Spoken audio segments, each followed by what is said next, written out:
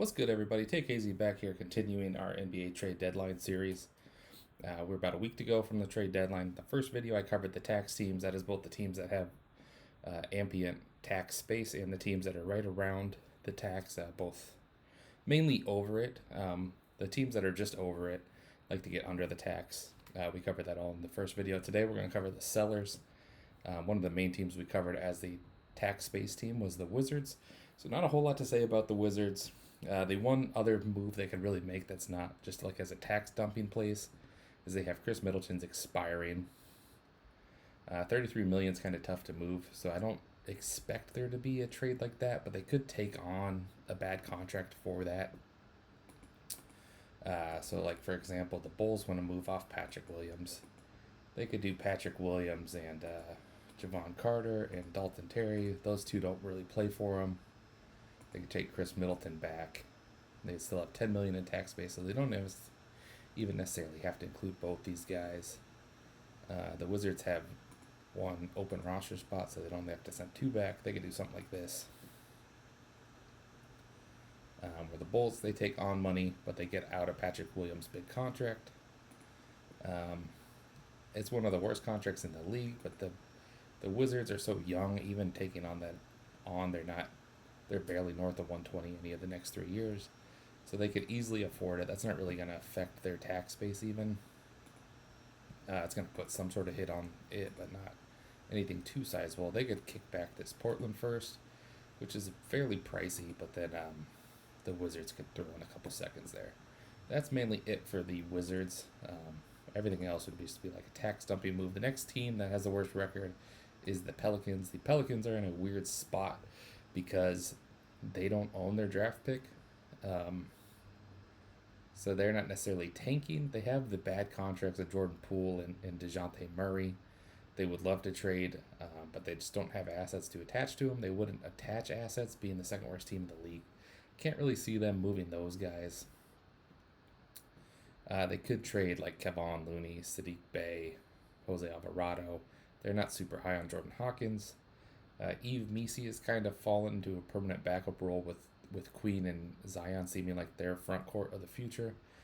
They have publicly still stated they love Zion, so as of now, it doesn't seem like they would trade Zion. I can't see them doing a whole lot. One thing I did come up with for them is Sadiq Bey and Jose Alvarado would fit right into the Mike Conley contract.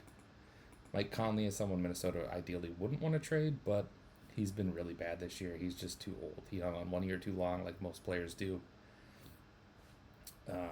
Mike Conley makes 100,000 more, so this would be perfect for these teams. They could absorb both these players with their open roster spot, and it's only 100,000, so the Pelicans would stay under the tax. The Pelicans have never paid the tax in franchise history, and then they don't really have picks this year. I don't think they have anything, so Minnesota could throw both these 2026 second rounders there. Call it a day. The Pelicans be at 14 players. They would probably waive Mike Conley, give him the chance to latch onto another contender. 1.5 or 1.7 million under the tax is enough to sign two players in February. To get to 15, they could also just run at 14. That doesn't really matter. And the Pelicans would get a couple assets here for two guys that are permanent bench players. Minnesota's rotation is pretty weak, so Sadiq Bey and Alvarado would probably both be in it. That's the only real kind of moves I can see the Pelicans making. Next up, we got the Kings. The Kings finally seem ready to tank. It's taken Vivek quite a few years, but they finally seem willing to do it. There've been Sabonis rumors. Mainly seen him rumored to Toronto, which I don't think really makes sense. Toronto has like all the worst contracts in the league, so there's talk of like R.J. Barrett, and then they would have to throw in Quickly or Pirtle to make the money work. Let's throw Pirtle in there, gets the bonus back. They'd be 4.1 under the tax, so they could take on like Doug McDermott just to keep the 2-for-2 players here. The Kings still stay under the tax. Toronto's under the tax, so this works for both teams in that regard. And then you would have to throw in whatever amount of picks here. Because the Pirtle contract's so bad, I would assume they probably have to throw in two. Let's just do 26, 28, and maybe the Kings send back like this Charlotte second, just so they have something. Now they don't have a 28 second, so let's call it that. This gives Toronto a little extra boost. They replaced Pirtle with Sabonis for their playoff rotation. Problem is now they don't have any rim protection. Pirtle's not been very good, but he's the only rim protector they have on this team. So you're just very light in the front court. But I can't imagine what else they're really doing there. Toronto-wise, the rest of the Kings, their big trade chip is Keon Ellis, who is a good defensive player, good 3-and-D guy. 26 years old, so he's kind of in his athletic prime. They want a first rounder for him. I don't think they're going to get a first rounder for him. They would probably love to attach like a bad contract. So Keon Ellis being a minimum, he could really fit anywhere. So it's hard for me to like say these are good landing spots. That's a player every contender would want. It's just a matter of if they're willing to meet the asking price. The other thing the Kings would love to do is dump some of these salaries. For whatever reason, last year they decided getting the Zach LaVine salary was a good idea. DeRozan, they're keen on dumping. He has a 2-year deal, but only $10 million is guaranteed next year, so it's a expiring. Malik Monk and Dennis Schroeder both have 2 full years after this. Not something any teams really are showing keen interest on, even though Malik Monk is in the prime of his career, was almost a 6th man of the year a couple years ago. But that's just a negative contract in today's NBA. It's hard to come up with a lot of trades for them. They also just don't have much tax space. But they'll definitely be looking to tank and keep their pick's not in jeopardy of losing it, but improving their draft stock. One team that is in jeopardy of losing their pick is the Jazz. The Jazz's pick, I think, is only top 8 or top 9 protected. So they're firmly in tanking position here. Yusuf Nurkic is a decent player at $19 million. They also have $10 million in cap space, so they could take on salary. They're another one of those teams I covered in the tax video that they can be a dumping ground. They don't have anything super sexy to trade because they have all young guys that are cost controlled. They probably want to keep, and then they just have a bunch of like hanging on veterans. Nurkic probably the best one. He is also the highest salary. Kyle Anderson, George Niang, Kevin Love. They're kind of playing all those guys, but they would be willing to part with these guys. They might be able to be willing to part with Shiv Makalukic. I've never tried to say his name before. He's played okay for them. I don't know how much value any of these guys would have. They would mostly be like a tax dumping team. So I think we've basically covered everything they could do. They have quite a few picks from the Rudy and Donovan Mitchell trade still. But they're incentivized to tank, so I imagine they're going to keep doing that. Next, you have Memphis. Memphis has finally fallen far enough out that I think they're firmly in tanking. They should control all their picks at this point. They do. So they're so far out of the play-in at this point. I think the play-ins are more or less set. We could talk about that real quick. Fans both should have this updated for the most part. Yeah. So the Hawks are like 5 games ahead of the Bucks in the 11th seed. Charlotte might make a push. Charlotte's playing a little hot. I could see them potentially sneaking into the 10 seed. But for the most part, the Bucks, Nets, Pacers, Wizards, those are all selling teams. And the same in the West here. The Clippers have made a bit of a run. Dallas still isn't super far back, but they're already 3 losses back of the Clippers. Everyone else is around 500, even Golden State without Jimmy Butler. It's just a long way to fall. They're about 7 games ahead of the Mavericks. About 8 games ahead of the Grizzlies, and then everyone else is out of it. So I think everyone's kind of resigned to their position at this point, I would assume. The one team that felt like they could go either way is the Bulls. The Bulls owner said he wants to get better. That's just kind of what the Bulls are. They're the 9th seed every year. Think they can sneak into the playoffs. They always just fail in the play-in. I would imagine the same thing this year. Going back to the Grizzlies, they are shopping Ja Morant. I think they wanted first for Ja, but I think it's the same as the Trae Young situation, if not worse. He's got an extra year on the contract. He's less durable than Trae, and he seems like a knucklehead, so all those things aren't great. The one team I think that makes some sense for them is Miami, just because that's kind of the trade Miami would do, especially if Giannis gets traded before this. They could trade Ja. They could trade Rozier and Fontecchio for Ja, just straight up like that. Which the Grizzlies don't necessarily need the salary relief, but that might be the best they can do. Maybe they would kick in Jakob Jonas, their first round pick this year. Um, but then they would be at like 12 players. So even though they're skirting the tax that way, they would have to either take back some of Memphis's picks or sign guys. I think 1 million is not quite enough space to fill however many roster spots would be left. I think they'd be at 11 guys. Oh, they're at 12 guys, so they could sign two. Maybe that's low enough. Um, they'd probably have to end up paying the tax to get Ja, which I think Miami would be willing to do.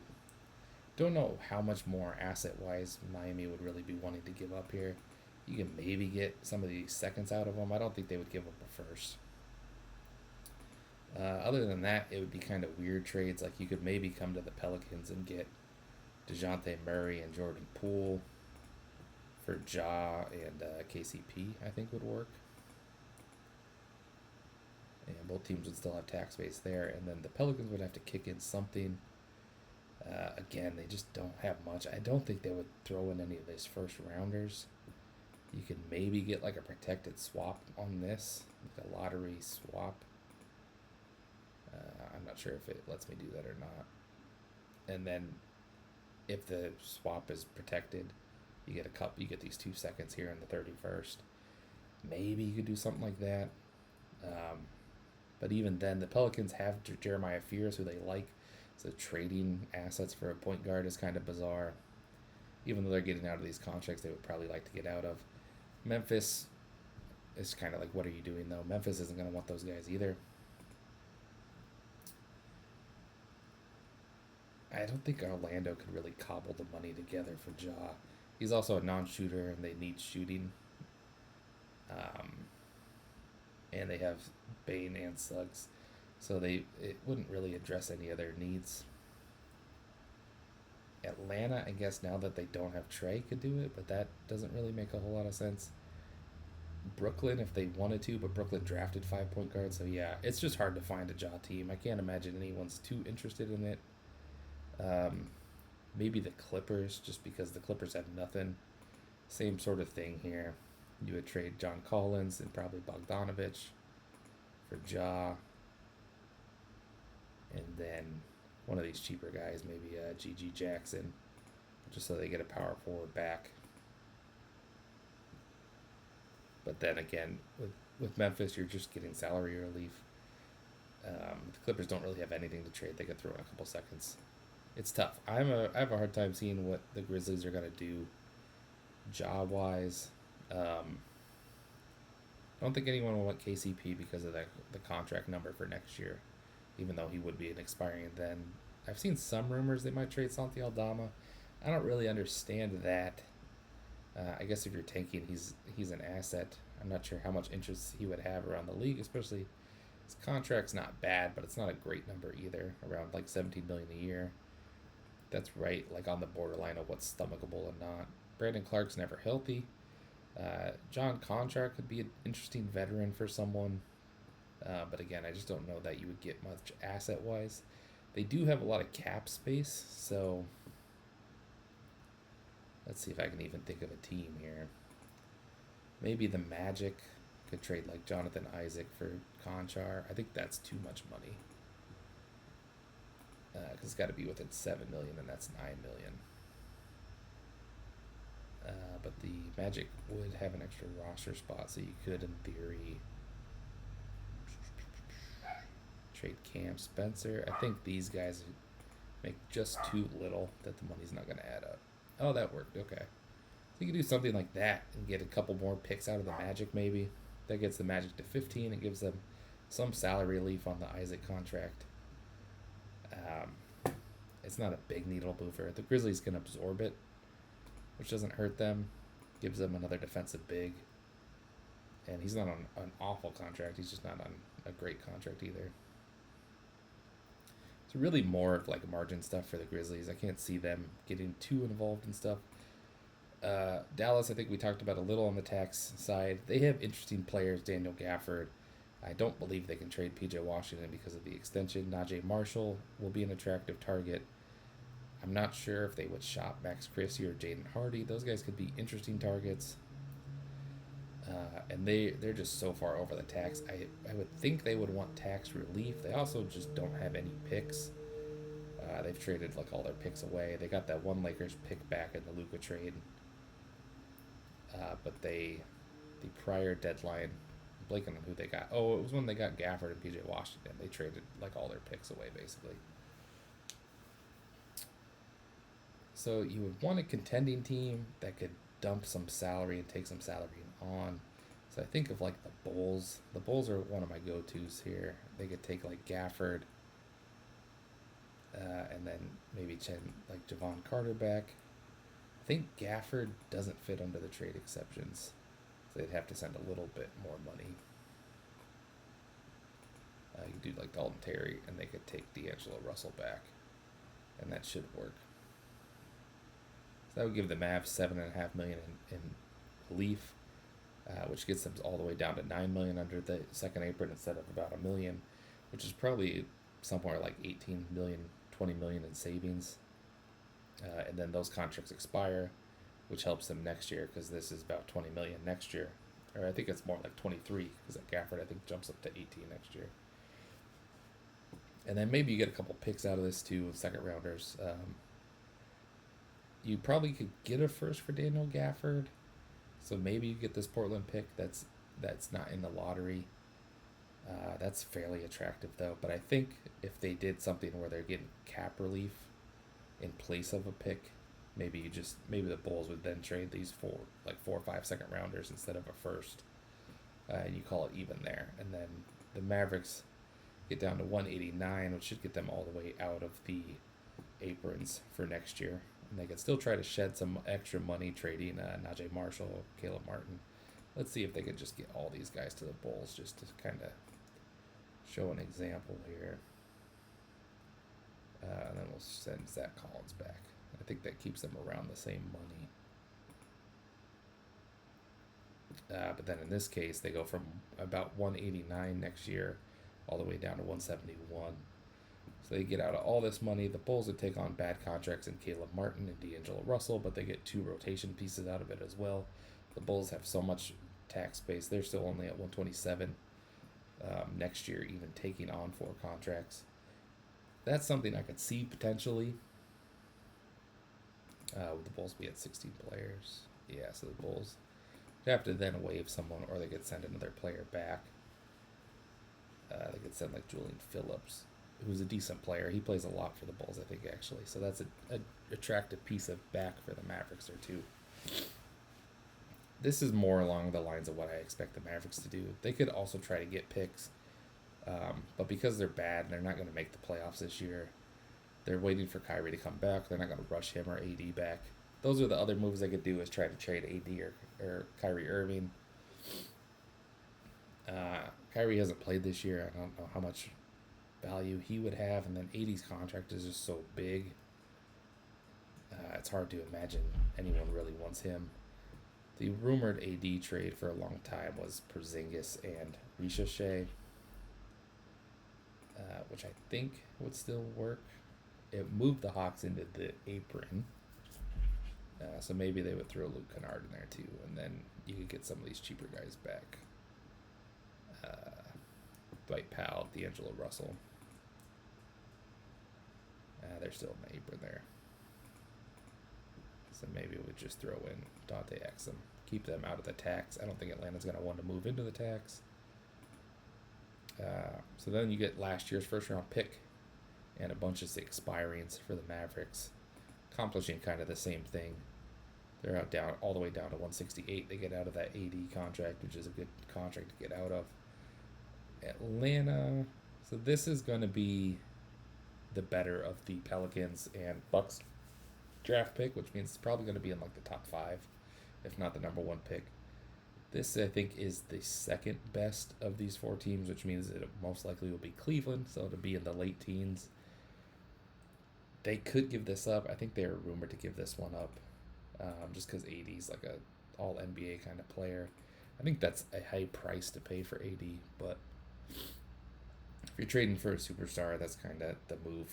This They cleared Trae Young's money out so they can absorb Anthony Davis money without too much of a worry.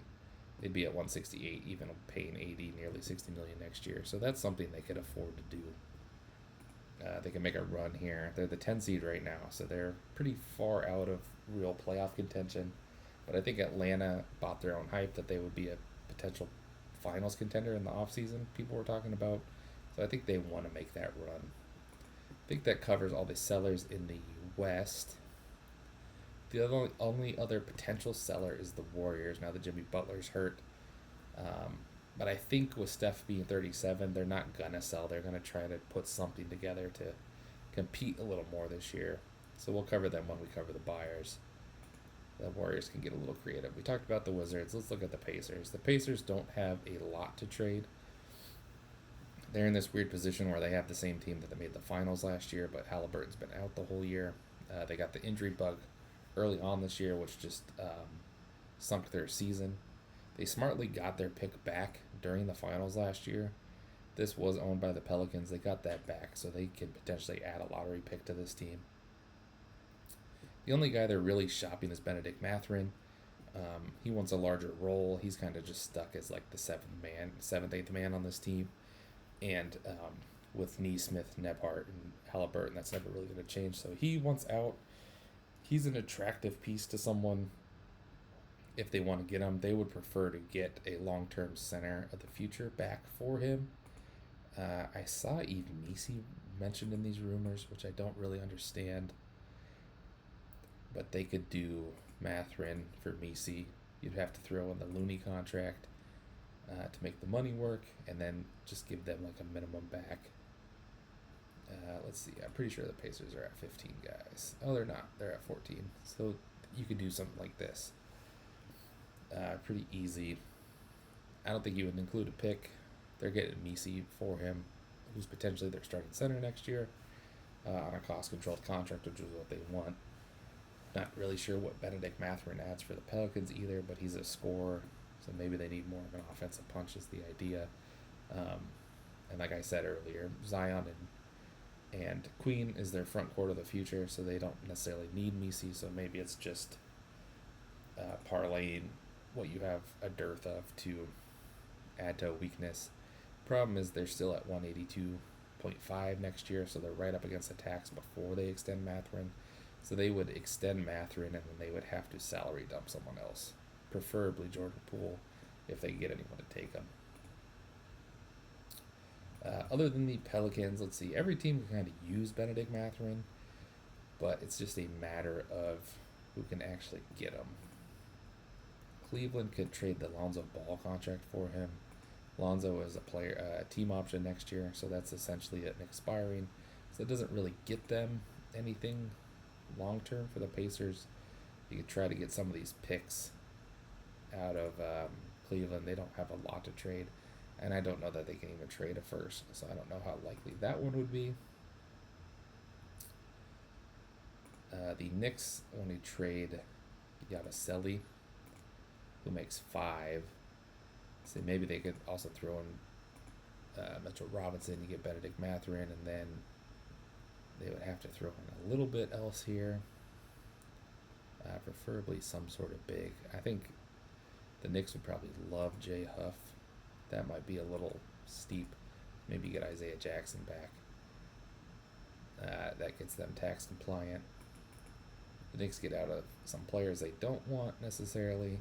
They like Mitchell Robinson, not that they don't want Mitchell Robinson.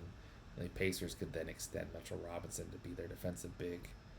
Yabusele just kind of fills the same role as Isaiah Jackson, not much of a change there. And then the Knicks would add another bench scorer.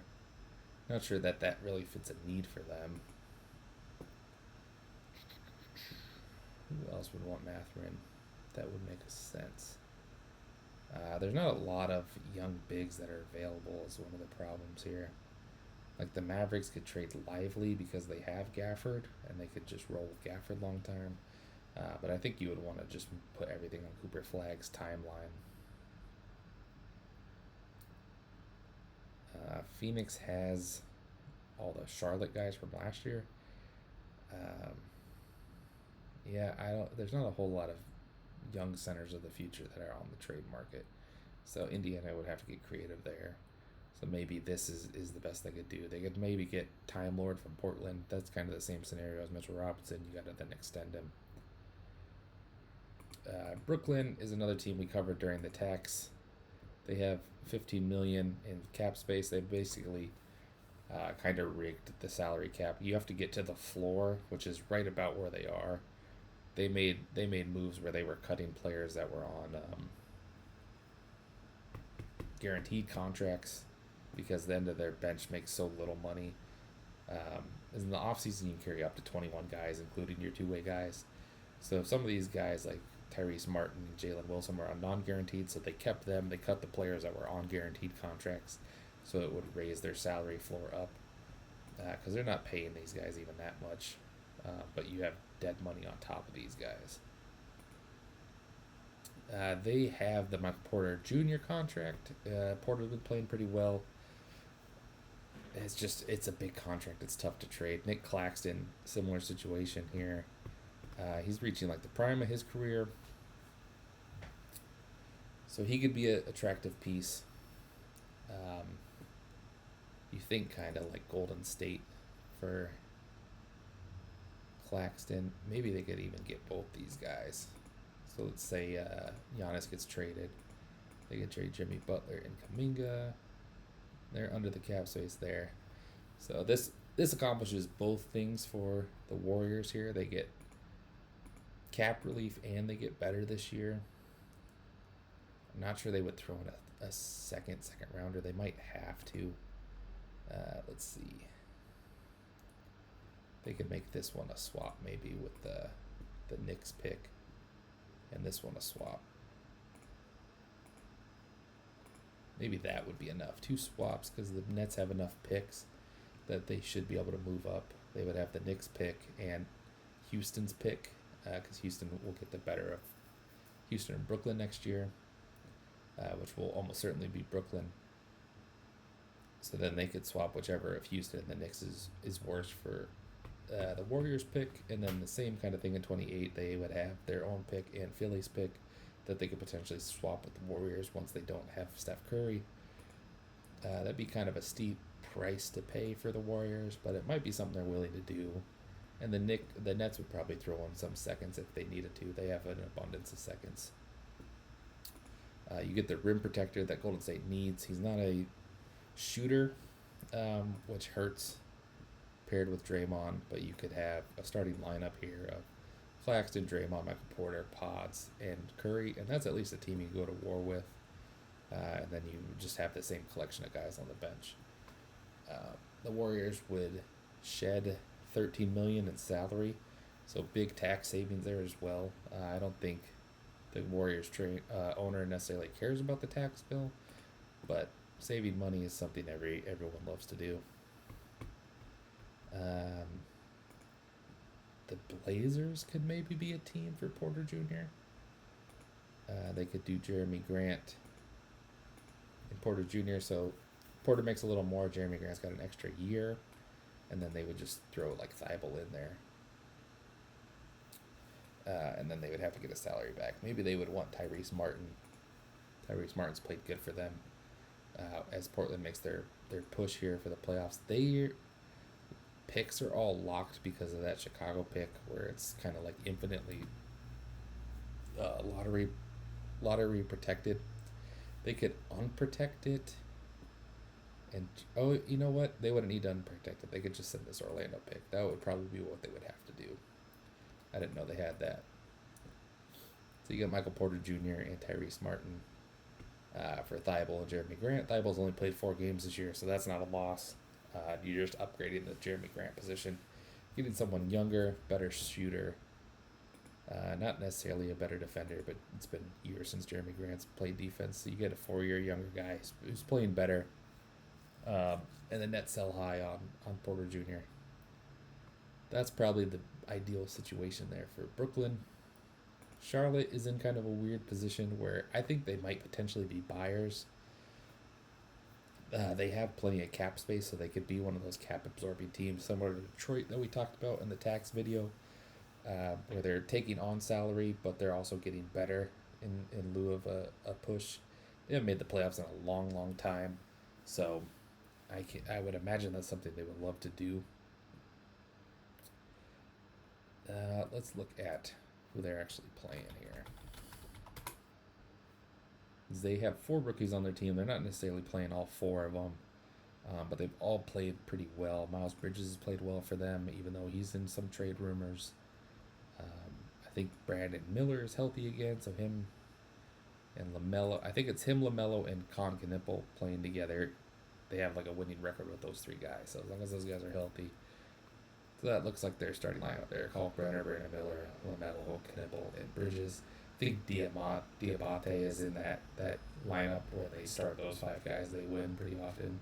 Zion James is another rookie that's played really well for them, playing 24 minutes. Colin Sexton plays for them, but they would be willing to trade him, I think. Feel like it's a game. Colin Sexton's there. Grant Williams just came back. They re-signed Trey Mann, but he's just kind of the odd man out. Last year's first-round pick, so long. Doesn't have a huge pathway to minutes, still playing 16 minutes a game. Josh Green, I thought, would play more for them, coming over from the Mavericks a year or 2 ago. But he's just fallen towards the bottom of the rotation as well. So they have tradable salaries here. It's just hard to say what they would really want. I guess they could, in theory, be a Porter team. Now, we're talking about them in the Cellar video. I understand that, but I think they could go either way. They'd have to throw in a little bit more, so maybe they throw in Trey Mann too. That's a lot of money that Brooklyn is absorbing, but they also aren't paying anyone, so it's not a big deal. And those guys are all under 30, so they're potentially tradable again. Josh Green and Grant Williams would be expirings. Trey Mann might have a player option in one of those years, or a team option on year 3. So they're essentially all expiring next year. You get these guys. Maybe you get him, and then they don't play A. Smith. I'm not sure if A. Smith's even on the team. So you could do that, get Michael Porter that way, and then they have tradable picks here. I don't know what the story with this one is. This has to do with all the weird Phoenix trades. They have this Miami pick, that's from the Terry Rozier trade. Some people think they should have to forfeit back to them. They have this one tied in there as well. Not sure what's going on with those. I think Phoenix has traded a swap. So Phoenix gets the worst of Utah, Cleveland, Minnesota, and then Charlotte can swap their pick with that potentially, I believe is what that is. Or maybe they just traded this outright to Charlotte. I'm not sure. Regardless, they would trade. I think I threw a first in there. So that'd be 1 first to the Nets, which maybe isn't enough for Porter Jr. And somewhat useful veterans, which the Nets might not want because the Nets are going to try to tank. The flip side of this is if the Hornets decide to tank again, they could trade Miles Bridges. It seems like Miles Bridges has trade value right now. Maybe enough time has passed since he had all his domestic violence that teams think they can bring him in without the fans getting too upset. They have Connaughton's expired and Colin Sexton's expiring, so they could take on a bad contract if they wanted to. Only $144 in salary next year, so Jeremy Grant wouldn't be someone Portland wouldn't trade in this scenario necessarily.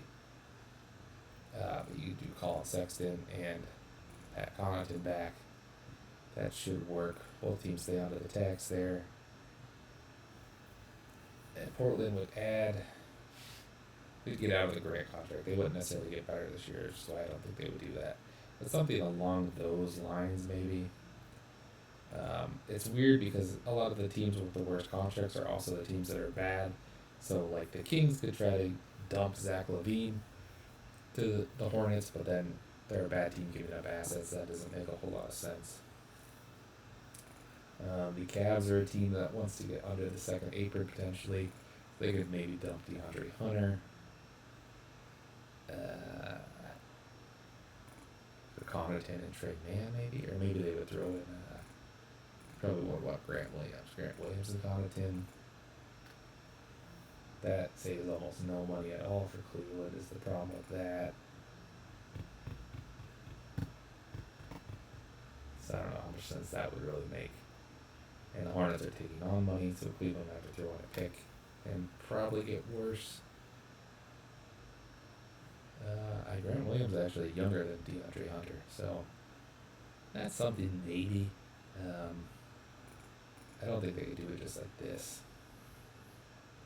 They would have to throw in as just T. Oh, okay.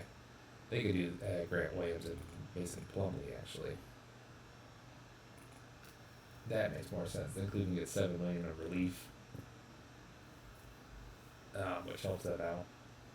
You could do Connaughton and Lonzo in there too, which may be something Charlotte would be interested in with having LaMelo, the brother. There, they could try to be a what is the word I'm looking for? Oh, then that's too much money though. Interesting.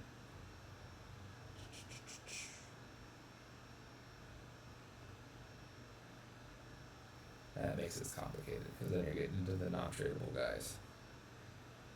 So maybe they couldn't do that unless they wanted to trade. But that's that. Now you're getting into the trouble. Could they do something with this? I wonder. You take on a little bit more money. That pushes them all the way into the tax. Man, they're still taking on too much money. Yeah. So we couldn't get too creative there. It would just be this trade and then picks. But I think that would make sense for both teams. Again, that's more of a cap trade, tax trade than anything. But it's kind of a lateral move for the Hornets. They can still make their push. And then the Cavs would just shed some money because they're not in great standing here. They've moved up to 5th, but they're not the front runner in the East like we projected in the offseason. All right, that covers everybody. Where are we at? We're at 30 minutes. Let's call it there. We'll do Giannis in a separate video. Thanks, guys. Bye.